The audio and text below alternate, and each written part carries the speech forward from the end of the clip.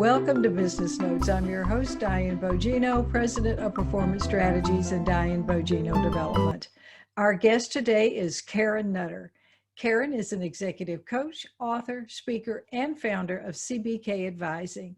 Karen has assisted countless companies, leaders, and sales professionals in the development of more organized and effective business practices and communications.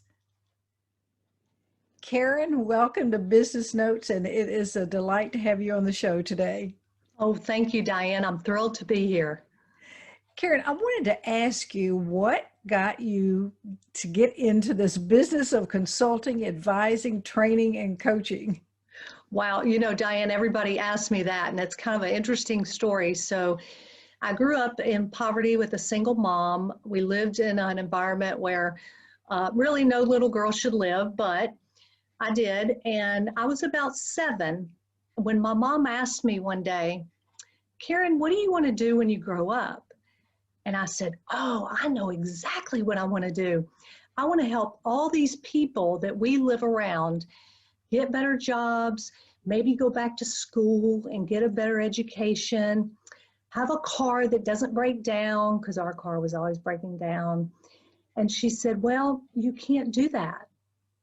And I was crushed. And she said, the only way a woman makes money is to go into sales. So you have to go into sales, otherwise you'll live like us. Well, I didn't want to live like us.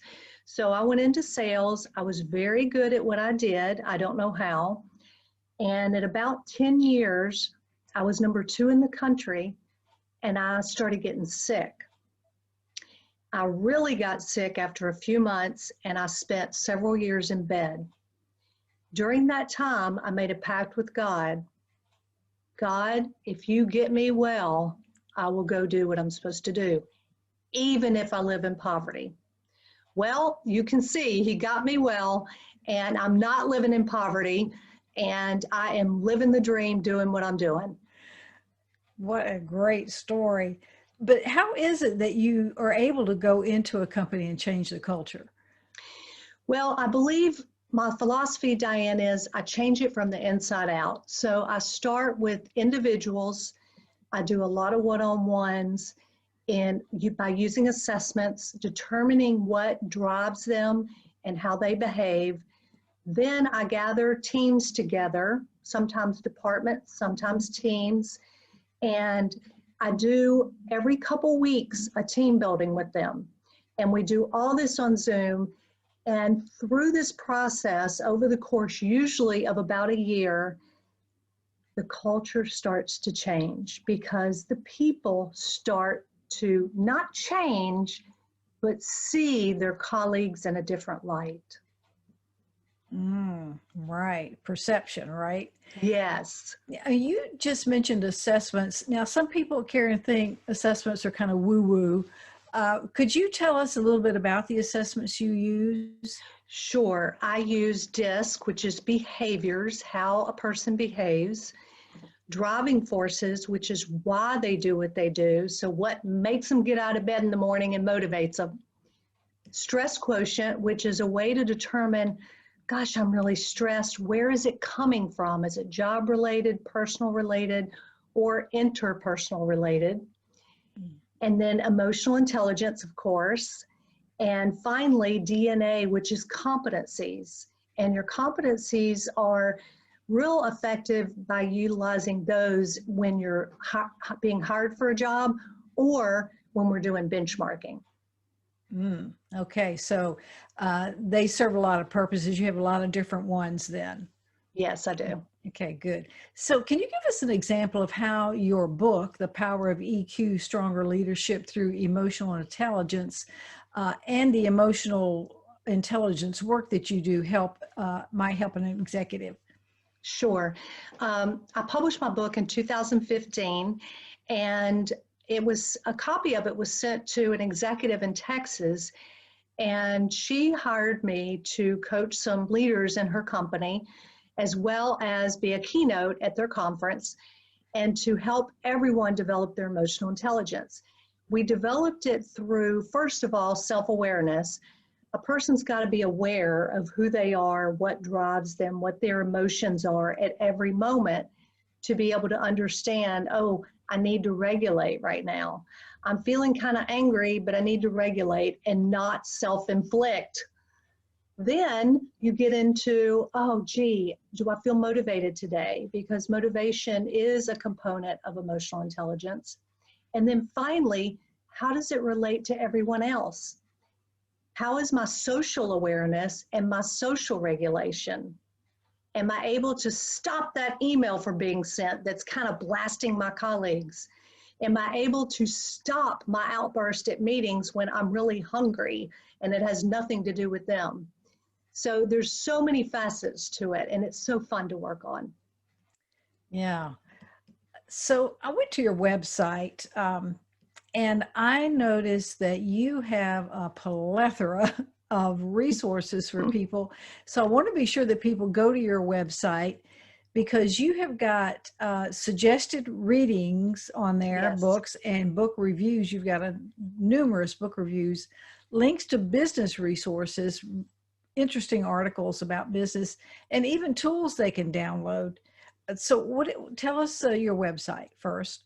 Sure, it's cbkadvising.com. And I do have several free downloads that can be downloaded, as well as I think I have 50 something videos on YouTube now. Some of them are a minute, some of them are a couple minutes that address particular issues, like how to deal with criticism at work or how to feel positive every day. So they have a range, and I like to share those. So please take a look at them. And that you say that's a YouTube channel, or those are on your website? It is. They're on my website. The link is, or you can go to YouTube. Okay, Yes. great, good. I might go there myself. I might need Good. that. And do you have a specific example of a successful cultural change that you've made in a company? I do. I worked with a medical facility. They actually have several locations, and I started, just like I mentioned earlier, with working with individuals, helping them first understand themselves. Then I brought all the teams together and worked with the teams every other week. I would have webinars for the team, and we would do team building. We would do what ifs. We would do, oh, if this happens when so-and-so talks to me this way, what do they really mean? All kinds of stuff surrounding communication, body language, and motivations. And it has completely changed their culture. They walk around and they say, oh, there's Diane, she's this. And by the way, you know, she's driven by that. So it's created a lot of fun for them. I can imagine. That's great. I think it takes away a lot of the pressure and tension, right? Mm-hmm. It really does, yes. So what are some fun facts we might want to know about you, Karen? Oh gosh, okay, so yes, I like to fish. I like to golf. I like to dig in the dirt, and orchids are my favorite things to grow. I do like to work jigsaw puzzles, especially during COVID. I have done so many 1,000-piece puzzles I can just pull. And it's just fun for me. I don't know. Let me think. Oh, shark's teeth. Oh, how could I forget? I could walk for hours looking for shark's teeth, and until I collect a certain number, I'm not leaving the beach. My goodness. And Karen, what's the best way for people to get in touch with you? Probably through email, Karen at cbkadvising.com. Okay, good. And I definitely want people to go to your website and get some of those resources, send you an email, because I saw some of your videos, and the program that I saw, people were just having so much fun and learning from your knowledge. So I want to encourage people to go there and hire you. Well, thank you. I don't think anybody would accuse me of not having fun. That's good. And it's been fun today. Thank you so much for being on the show. Thank you, Diane.